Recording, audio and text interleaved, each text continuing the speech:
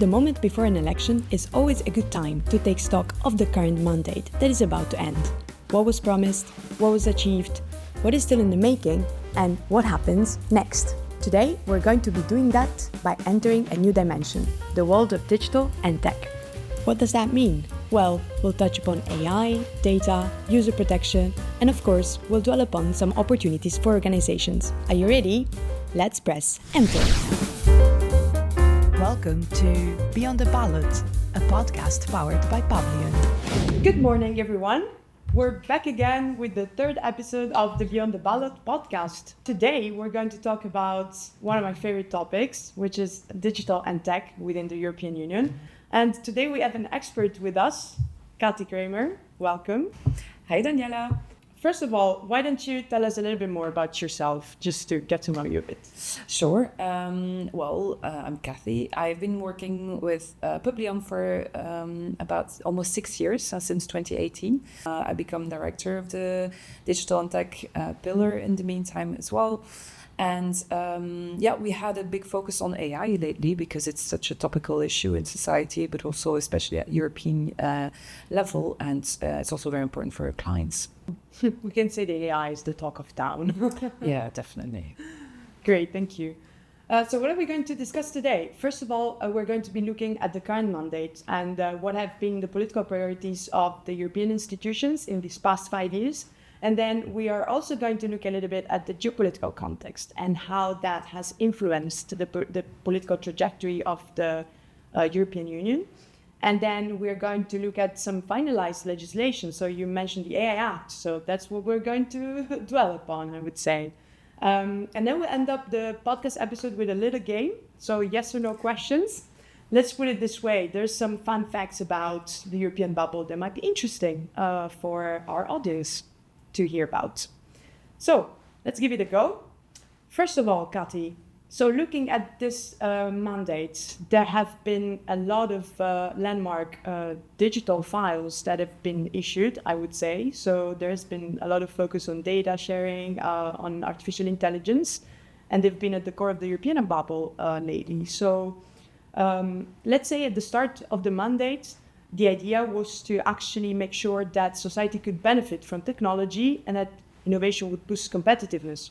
So my question for you is, have they succeeded in doing that? It's a good question. I would say largely no, not yet. The aim was definitely there because indeed, if there's one thing that the von der Leyen this mandate will be remembered for is chunking out so much legislation in all kinds of areas, but also definitely in digital. And when we look back at the beginning, the aim of the Commission was to make society more sustainable, but also more digital. So this is why there was a big focus on the twin transition. That was super important, and that's why there was the Commission chunked out a lot of strategies, a lot of legislations. One of the key ones that is good to mention is the digital decade, for example, because this had clear targets to reach, which are still ongoing, to make society more digital in terms of skills, government, infrastructure, and businesses. So that was the talk of the town back then. We've seen as well, that's also very important to mention, that the Commission really wanted to put citizens at the core of everything that they did. The AI Act as well, there's a big focus on trustworthy, ethical AI in Europe. The DSA, content moderation, protecting people online. And this is all very important to keep in mind when, as a stakeholder, as a lobbyist, or as an organization, an NGO, anyone who talks to the European Commission, if they want to talk to them, they have to keep that in mind because it helps you come up with more constructive arguments when you talk to the Commission and have a different view. If you keep that in mind, they will listen to you. But what I'm also thinking is that, in these 5 years, we've also seen a lot of geopolitical developments in this world that, have sort of redirected a little bit the political priorities of the Commission, I would say. And with that, I mean also some digital tensions between the big giants, China, US, Europe, but also some challenges for organizations, when it comes to supply chain, high energy prices, and so on. So it would be interesting to know how that influenced a little bit the legislative files, and if you can give us some examples as well. Sure.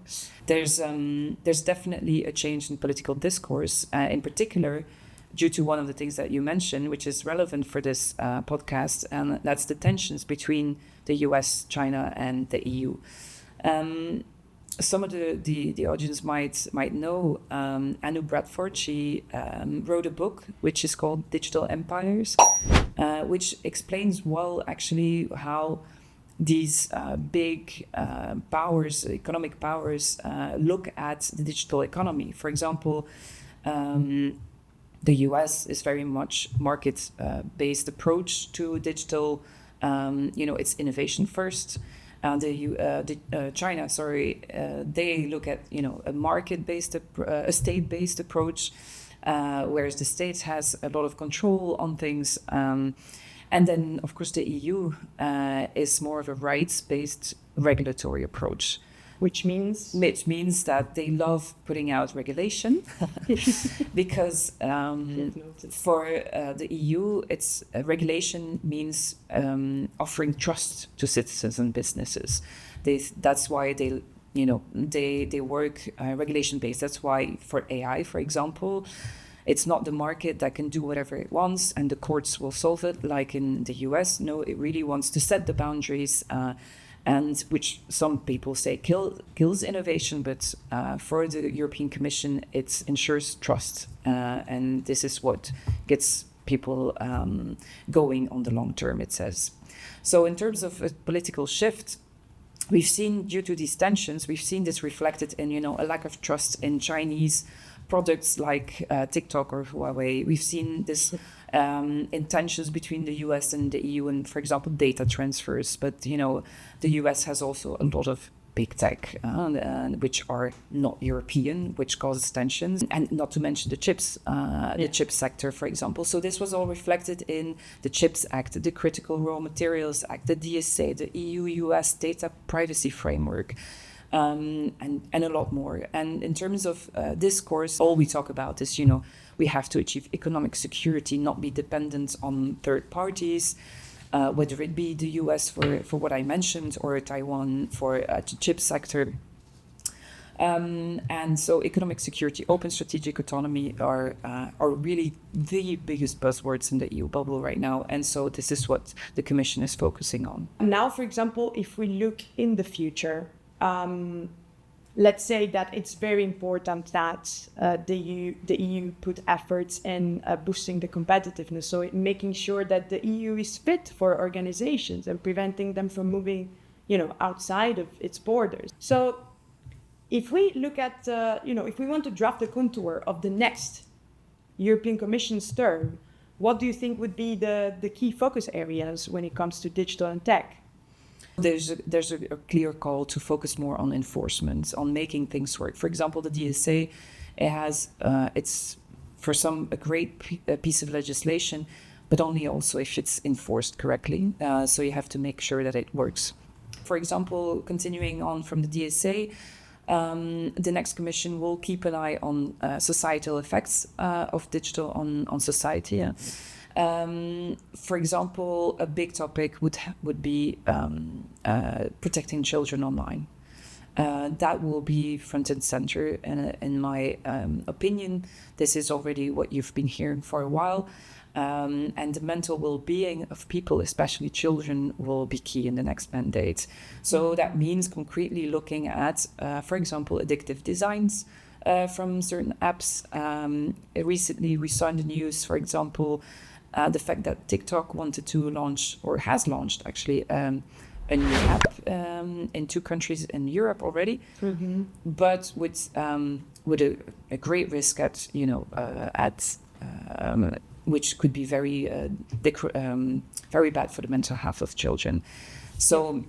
Because it's about the screen time and something related to that. Indeed. So it rewards people who view a lot of content, who do a lot of likes, and and it rewards that with vouchers, for example, for Amazon and other brands. So it's very you can only imagine having this kid scroll for hours. But let's see how it unfolds. Okay.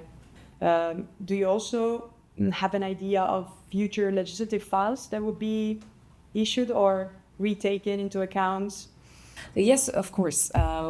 Already this mandate, for example, we saw the Commission publishing the European Economic Security Strategy, which focuses on securing and advancing four critical technologies. We're talking about AI, quantum, advanced semiconductors, biotechnologies. So we are looking at, for example, potentially, we don't know yet, but potentially a new EU Biotech Act to enable in order to boost this technology and the development thereof. We're looking, for example, at more work to be done in the telecoms market. It's something that came back also in Enrico Letta's report. The fact that the telecoms market or markets are very fragmented in the EU, and this is a big reason why the digital single market is not coming off the ground. There's more, of course, to it, but this is something that the Commission will look at as well. We're talking about granting easier funding to or granting or more having funding more accessible to SMEs and startups in order for them to scale across the EU. So going beyond the borders, because for these small companies, there's excessive burden and cost to scale in different countries. Exactly. And that's a disadvantage compared to other powers in the world. Okay, and of course, the question is natural to ask. Are we expecting more legislation on artificial intelligence as well? And the reason why I'm asking is also because in 2023, there was this new challenge that is related to AI deepfakes that, already affected, the European politics. So are we expecting a focus on that or other aspects of AI that have not been taken into account yet? It's it's hard to predict because also the technology evolves so quickly. I think we can definitely expect a continuation of focus on AI as well. We already know, for example, that there's a lot of attention to copyright. For example, general purpose AI models, chatbots such as ChatGPT or Gemini, they use a lot of text, of course, from the internet, using a lot of copyrighted text. So this is, but we don't necessarily look at new legislation. For example, just recently we talked with MEP Anu Bradford, who was co-rapporteur of the AI Act. We asked him this question. He said, well, for now, we already have enough in place with the European Copyright Directive, which has been or is being transposed still at member state level. And there is the AI office that will be set up soon in order to implement or help with the implementation and the coordination of the AI Act. And they will be receiving documentation on copyright from big players on a regular basis. So the question will be, will that be enough?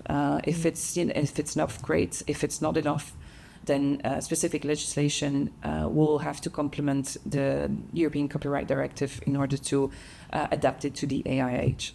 Yeah, I can imagine. There's a lot to take into account when it comes to AI, and it's also, it has been called, the AI Act, it has been called a liquid document just because of the speed of the development of artificial intelligence in general. So, we'll see how it goes. I think it's time to focus a little bit on the AI Act. We know that it's done. And actually, von der Leyen, at the beginning of the mandate, she said, in my first 100 days in the office, I will make sure that there will be a coordinated approach when it comes to the human and ethical implications of the artificial intelligence.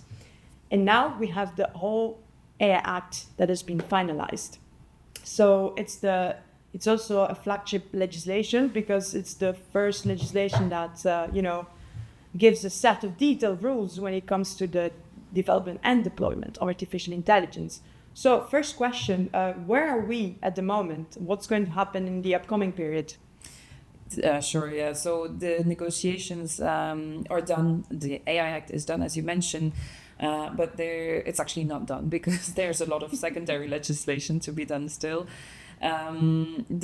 is less public. It's an opaque decision-making process. Unfortunately, you really have to activate if you're interested in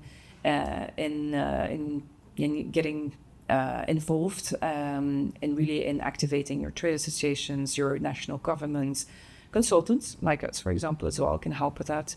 But basically, the secondary legislation looks at implementing delegated acts on defining technical details that will make the AI Act more workable, that will further define definitions and words that are not even clear. For example, we're expecting a delegated act on defining high-risk AI systems, or what should be a high-risk use case. What is an AI system? Even that, they will still write more clear definitions about that. But that also means that actually the European Commission is super interested in getting the input from the stakeholders when it comes to, Indeed, what needs to be defined.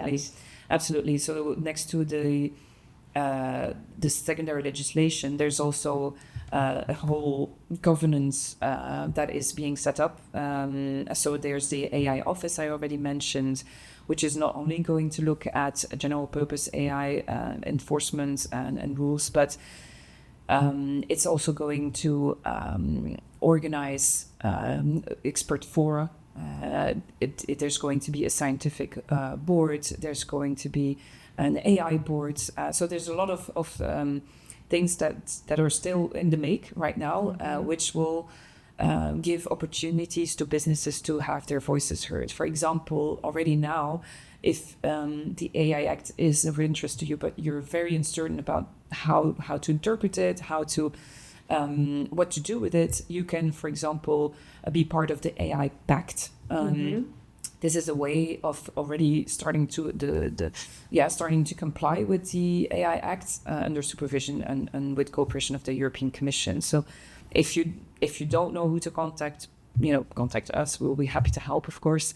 But this is the time to make your voice heard and to make sure that if you have cutting edge and front and pioneering standards in terms of AI development, make sure to have your voice heard so that you can ensure you can continue using those standards and even deploy them across Europe. Have you heard that? I hope you have.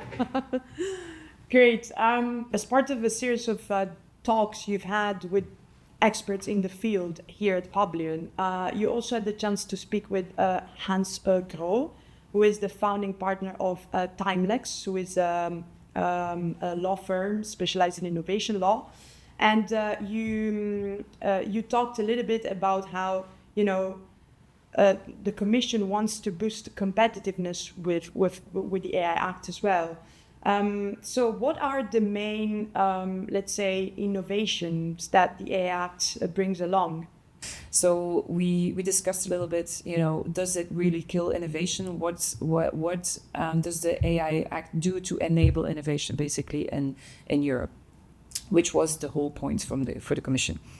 And Hans mentioned one thing in particular, and that's the regulatory sandboxes. So we also expect more secondary legislation, probably for regulatory sandboxes. This is going to be really key for businesses. It allows them to innovate under supervision and with help of public authorities who allow them to go that little bit further than what is allowed now. So this is really key. But we also, in our discussion, we discovered that there's an issue when you're done sandboxing, to put it bluntly, and you want to put your service or your product on the market, then suddenly you have to comply with all these rules from the AI Act and others, and that's where it gets complicated with SMEs, and that's where Enrico Letta also comes in with his suggestions to push towards a capital markets union, to make funding more available to smaller players and startups. And this is something that we have an interest in, and that we are looking more closely at now. So if this is, by the way, if you're listening to this and this is something that you recognize and that you're wondering what you should do about, have a talk with us. We can discover this together. Great advice. Okay, last questions about the AI Act. Building on what you just said, according to you, would it make the situation better or worse for the European competition at the moment? Yeah, that's an interesting question. This is something that we discussed with Brando Benefei, MEP, as well. And his answer was quite interesting. He said, well, it all depends on what we do next in Europe. That totally makes sense. So we have a set of rules now, but it all depends on how we enforce this, how we deploy this, how we, if there's enough funding that can be allocated to smaller players. It depends on an industrial deal that we're going to focus on in the next commission with promotion of AI, and they're making sure that innovation can still thrive. All of that he mentioned as well, with keeping an eye out for citizens, for the people and the businesses who use it.